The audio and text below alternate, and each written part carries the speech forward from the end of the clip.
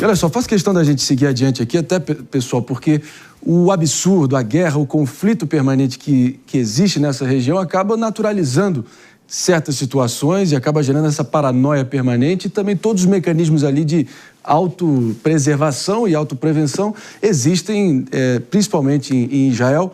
Claro que a vida dos cidadãos mudou abruptamente, tragicamente, com a escalada do conflito, mas a gente quer entender exatamente como anda o cotidiano, o dia a dia de um brasileiro que mora na cidade de Netanya, uma cidade no centro-oeste de Israel. Eu estou falando, claro, do Richard Bromberg, que já se encontra em território israelense, morando lá há 7 anos, pelo menos.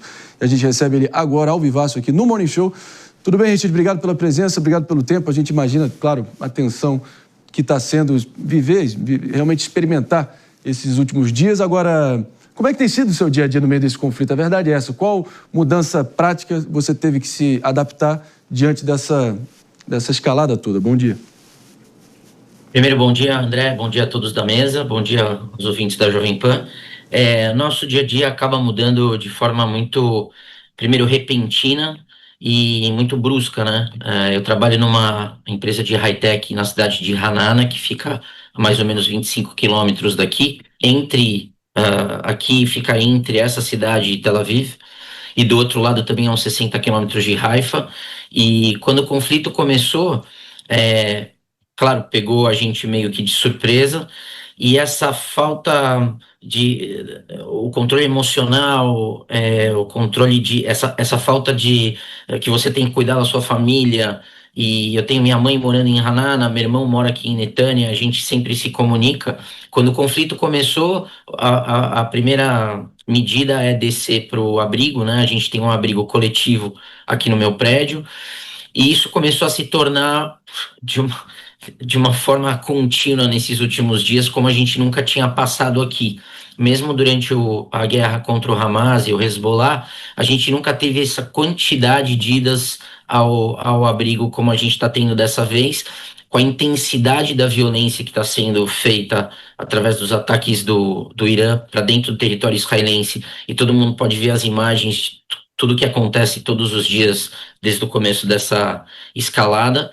E é claro que a gente fica muito preocupado. A minha rotina, hoje eu trabalho de casa, a minha empresa ela dá essa oportunidade, porque é uma empresa de high-tech, mas até quando eu falei com o pessoal da produção da Jovem Pan, eu disse que se a gente receber o aviso no celular, eu teria que sair de forma automática, porque às vezes a gente não tem muito tempo para chegar no abrigo. Então muda sim a vida de todos. O comércio ele fechou, só os serviços principais estão abertos aqui, como farmácias, supermercados. E é isso, André. A gente teve realmente uma mudança muito brusca nesses últimos dias.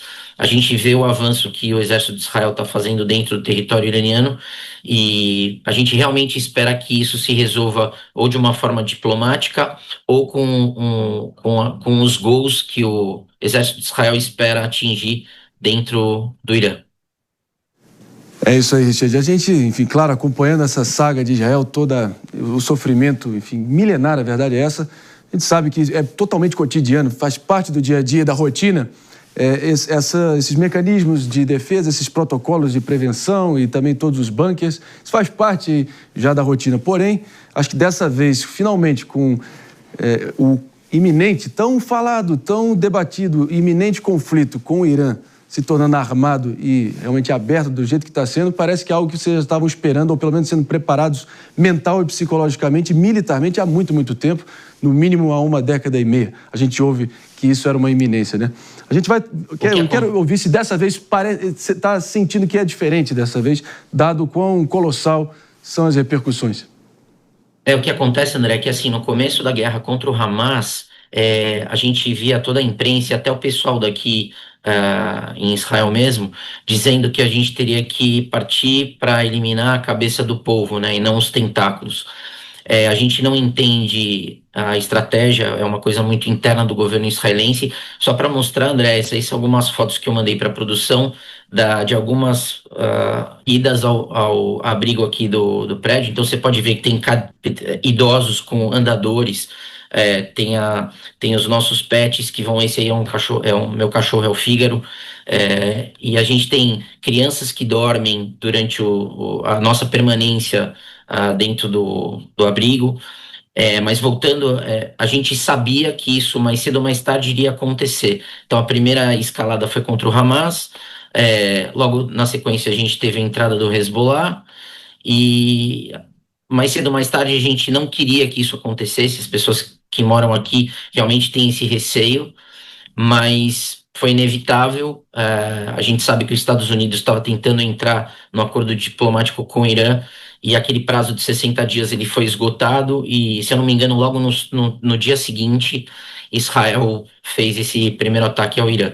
Então a gente realmente teve uma mudança de cenário até naquela rotina que a gente tinha, mesmo dentro da guerra contra o Hamas e contra o Hezbollah. Agora a gente realmente sente que é uma coisa muito mais agressiva, e realmente todo mundo fica muito, muito preocupado aqui. A gente só pode imaginar. Richard Bromberg, a gente continua aqui com a Jess Peixoto com a próxima pergunta. Vamos lá. Richard, muito obrigada por estar aqui. Toda a solidariedade a você nesse momento aí de tanta dificuldade que você está vivenciando, né? E aí eu quero fazer um recorte que vem desde ali do 7 de outubro.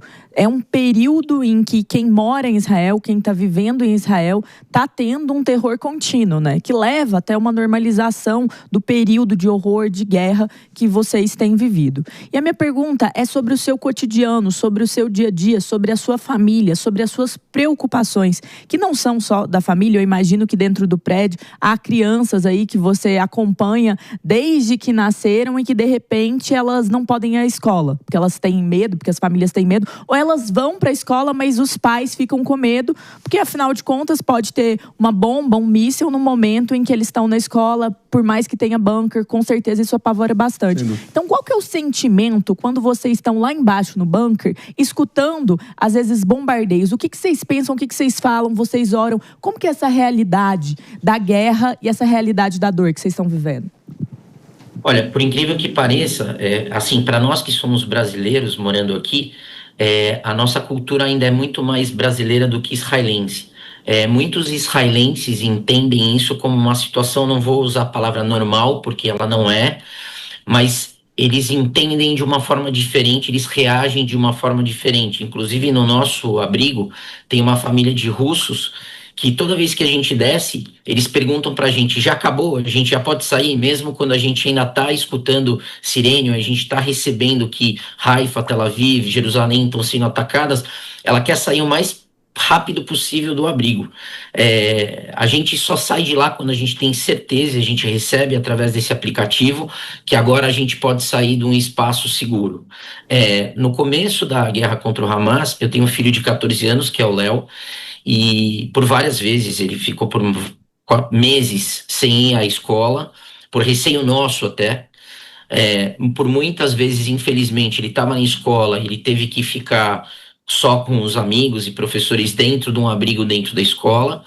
Por outro lado, o meu filho mais velho, Johnny, ele prestou exército aqui em Israel até dezembro do ano passado, e ele saiu recentemente, né?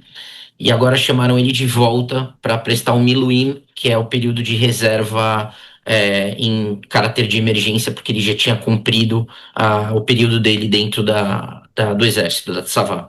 A minha esposa é cantora de ópera. Por várias vezes durante esse período de guerras aqui, ela parou de se apresentar, os teatros fecharam, as atividades comerciais normais fecharam, e assim, a minha função como produtor de conteúdo em vídeo e de criação do marketing dessa empresa de high-tech, eu consegui exercer essa função à distância nos momentos em que a gente não estava aptos a irem até o escritório, que fica a 25 quilômetros daqui, que é o que está se repetindo nessa semana e que realmente eu espero que termine logo. Mas quando você me perguntou desse nosso convívio dentro do nosso abrigo, por exemplo, uma das atividades que eu exerço aqui, eu sou também mágico profissional, e durante esse período de guerra eu visitei alguns hospitais quase todos os meses para trazer um pouco de alegria para as pessoas que estavam lá, não só para soldados, porque os hospitais recebiam pacientes regulares também, e eu acabei fazendo isso de novo aqui no nosso abrigo durante esses dias, porque tem muitas crianças e a gente entende a realidade de cada família. Então, quando você consegue, dentro até de um ambiente de caos, criar um pouco de alegria para as pessoas, a gente sente também um alívio nosso. E é dessa forma que a gente tenta levar aqui. Toda vez que toca a sirene, que a gente recebe os recados por celular, é realmente um momento muito tenso. Meus filhos aqui em casa, eu, minha esposa, a gente tem um minuto para descer 4 andares de escadaria. Muitas pessoas param nas escadas porque elas têm idade, elas não conseguem descer, e a recomendação é que não se desça de elevador para o abrigo no momento em que as sirenes começam a tocar. Então, assim, é um momento muito único para cada um. A única coisa em que a gente se identifica é nessa necessidade de proteger a família, de se proteger naquele momento. Em todos os momentos, eu estou sem a minha mãe, ela mora numa cidade a 25 quilômetros daqui, meu irmão mora a mais ou menos 10 quilômetros daqui também, então a gente se comunica por celular, mas fica essa insegurança natural de querer proteger, né? A gente só pode imaginar, realmente, só quem realmente sente na própria pele, que tem o conhecimento de causa, para estar trazendo esse retrato tão cru, tão verdadeiro, tão difícil da gente imaginar na prática, como esse que você está narrando aqui para a audiência do Morning Show, Richard. A gente segue aqui, pessoal, com o Richard Bromberg, ele que é brasileiro, mora em Netanya, uma cidade no centro-oeste de Israel há pelo menos 7 anos, e está trazendo aqui um retrato bem, enfim, fiel de como tem sido esses últimos dias de tensão e temperatura máxima aí por Israel. Eu vou agora com o Rodolfo Maris, se você me permite, Richard, para a próxima pergunta. Richard, bom dia. Só fazendo um coro ao que a Jazz diz aqui, nós somos solidários a tudo que você tem passado aí. E ouvindo o seu relato, é muito semelhante ao que vivem as pessoas no Rio de Janeiro, principalmente na comunidade de Israel, que foi invadida ontem. Lógico, né? Nós não temos aí o armamento que tem aí, por exemplo, com mísseis e tudo mais. Mas é um relato de alguém que está sofrendo mediante a uma guerra. Nós escutamos o seu relato, queria saber se faz parte do seu planejamento sair desse lugar e voltar ao Brasil. Talvez é uma condição melhor ou mais estável para sua família, por exemplo. Você falou que a sua esposa é cantora lírica e você faz mágica. Mesmo no meio desse caos, você ainda pretende permanecer em Israel? A pergunta é muito delicada, vou te explicar por quê. A gente já está aqui há 7 anos. Como a gente já passou alguns conflitos completamente diferentes, os cenários eram completamente diferentes do que está acontecendo agora, a família sempre conversou a respeito de como permanecer no país numa situação quase que permanente, em que você às vezes tem que parar de fazer as coisas que você faz, você perde um pouco dessa sua liberdade e você tem que entender o momento e respeitar os seus limites. Claro, tenho os meus filhos aqui, tenho a minha mãe, tenho a família do meu irmão, então a gente sempre conversa, mas agora não existe nenhum plano em deixar o país, em fazer a vida novamente no Brasil. Eu vivi no Brasil 45 anos da minha vida, tinha meu próprio negócio aí. A questão agora, primeiro a gente tem que resolver o momento que a gente está vivendo aqui e saber como o país vai se estabilizar. E essa é a vantagem de você ter 2 nacionalidades, ter 2 casas. A gente até tem uma viagem planejada para o Brasil agora em agosto, entre a primeira e a segunda quinzena de agosto, de férias, que as passagens já estão compradas, já temos compromissos familiares, temos apresentações que a gente vai fazer em São Paulo, mas agora a gente aprende aqui também, Rodolfo, a viver um dia depois do outro, e a gente dá valor para a nossa vida, exatamente por esse motivo de que é muito importante você aproveitar a sua vida. E é claro que no momento de guerra, essa questão ela conflita com as nossas necessidades e o que a gente realmente quer. Mas por enquanto a gente continua em Israel, a gente espera que realmente essa situação, se Deus quiser, essa situação se resolva e que realmente resolva para Israel. É um período muito grande de conflito, de guerras, em que a gente fica realmente muito inseguro, mas que a gente realmente só quer viver em paz aqui. É isso aí, Richard. A gente costuma dizer que o poder costuma revelar o melhor e o pior de uma pessoa. Talvez a guerra revele o melhor e o pior de um povo também e dos seus representantes. E não tem jeito, né? tempos difíceis criam homens e famílias fortes, e sem dúvida alguma você representa, encarna muito bem esse espírito aí de resistência pura. E a gente torce sinceramente para que uma paz duradoura possa ser atingida, por mais que o caminho seja tortuoso e cheio de obstáculos, mas, enfim, faz parte da gente imaginar esse possível futuro também. Fica à vontade aqui para deixar um recado final para a comunidade judaica aqui no Brasil também, todos os brasileiros que você queira atingir ou acionar diretamente agora, se comunicar diretamente agora. Não, queria primeiro agradecer, André, pelo carinho e pela abertura da gente poder contar o nosso lado também. Queria pedir para não só a comunidade judaica do Brasil, a todas as pessoas que orem por Israel e que realmente enviem para a gente essas vibrações. Eu recebo telefonemas, mensagens de amigos espalhados por todo o Brasil. Eu vivi aí 45 anos e realmente essas mensagens ajudam a gente saber que a gente tem essa conexão com o Brasil e realmente a gente espera que esse conflito termine o mais rápido possível e que a gente fique bem. Amém, amém. Essa é a nossa expectativa. Obrigado pela presença. Richard Bromberg, diretamente de Israel. A gente, claro, mandando as melhores energias possíveis para você realmente resistir, ficar bem e que essa página possa ser virada o quanto antes. Obrigado, André. Um bom dia para vocês aí. Eu fico à disposição sempre que vocês precisarem. Igualmente. Igualmente. A gente segue adiante aqui, 11h50, pontualmente, pessoal. A gente vai acionando aqui o apresentador do Jovem Pan Internacional, Fabrício Naitsky, prestigiando aqui o Morning Show de hoje. Até porque, Fabrício, ao que tudo indica, segundo o ministro da Defesa de Israel, as TVs e rádios estatais do Irã estão prestes a desaparecer. Acho que isso poderia desferir ali um golpe ali bem letal na capacidade de propaganda e manutenção do regime dos ayatolás, certo? Segundo o ministro Israel Katz, é no sentido literal da palavra. A gente falou agora há pouco do pedido de evacuação feito pelo exército de Israel da região conhecida como Distrito 3 de Teherã, que eu mencionei aqui, que é onde está a sede da IRIB, a rede de difusão, de transmissão do Irã, tanto TV quanto rádio estatal. Então, essa fala agora do ministro Israel Katz confirma que a intenção do exército israelense é de atacar essas instalações. Segundo ele, a propaganda iraniana e o megafone de incitação está prestes a desaparecer. E ele confirma que a evacuação dos moradores ali da região já começou. Um ataque que pode acontecer, então, dentro das próximas horas, os próximos minutos, contra um canal de televisão e uma rede de rádios. Ou seja, não se trata exatamente de um alvo militar, embora seja um alvo ligado ao governo iraniano. E é um alvo bem estratégico, porque no final das contas esse controle da narrativa, esse controle da informação é uma coisa que o governo do Irã, ao longo do tempo, como toda ditadura no mundo, fez muito uso para passar uma mensagem de força, uma mensagem de ódio. E neste momento em que nós precisamos entender que existe um agente externo atacando o país, a mensagem com certeza é uma mensagem de união, uma mensagem que muitas vezes até fortalece governos em exercício, que é um grande debate aí que a gente estava tendo mais cedo em relação a como a oposição vê Israel.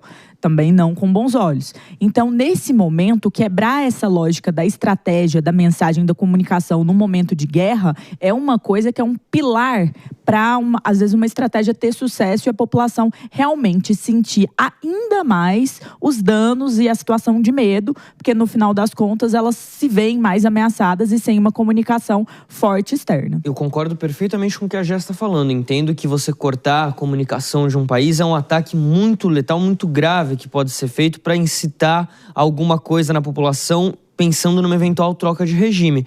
Mas esse anúncio acho que me preocupa um pouco, porque não há um indicativo de que haja ali tropas iranianas presentes dentro das instalações da IRIB. E a gente lembra que, inclusive, há pouco mais de um ano, o governo de Israel baniu a rede Al Jazeera de operar dentro do território israelense. Ou seja, buscou fechar um canal de televisão, uma rede de imprensa muito conhecida ao redor do mundo, exatamente, que atua em todos os cantos do mundo, porque não entendia ser muito favorável ao governo israelense. É claro que eu não estou discutindo aqui a questão mérito envolvendo a qualidade frágil das redes iranianas. Mas é algo que preocupa um pouco porque, aparentemente, só há civis ali na região. Exato. Isso é uma coisa importante, porque são jornalistas, são civis que estão lá. Então, a partir do momento em que se tem esse ataque, não é um ataque militar, é um ataque estratégico, faz parte do que Israel tem feito ao longo dos últimos anos, mas no final das contas, possivelmente vai descumprir algumas questões aí até de tratados, porque são civis que trabalham dentro dessas redes. Meus amigos, sua expectativa da sequência desse conflito tão, enfim, lamentável, trágico que a gente vem repercutindo aqui no detalhe, Mano Ferreira? Olha, Marinho, é muito difícil prever o que vai acontecer, porque envolve interesses extremamente poderosos. A gente já falou sobre o impacto econômico que uma escalada do conflito no Irã pode significar, tanto em termos do mercado de petróleo, como em termos do mercado de fertilizantes, o que impacta toda a capacidade de geração de energia. A gente sabe que o petróleo ainda é um combustível muito importante para toda a economia global, e também os fertilizantes têm um impacto na produção do agronegócio, que acaba afetando até o preço de alimentos na ponta para o cidadão em todo lugar do mundo, né? A gente está falando de um impacto nas cadeias globais de produção, né? Então, isso gera um contexto que faz com que as peças do tabuleiro se movimentem de forma muito complexa, né? Porque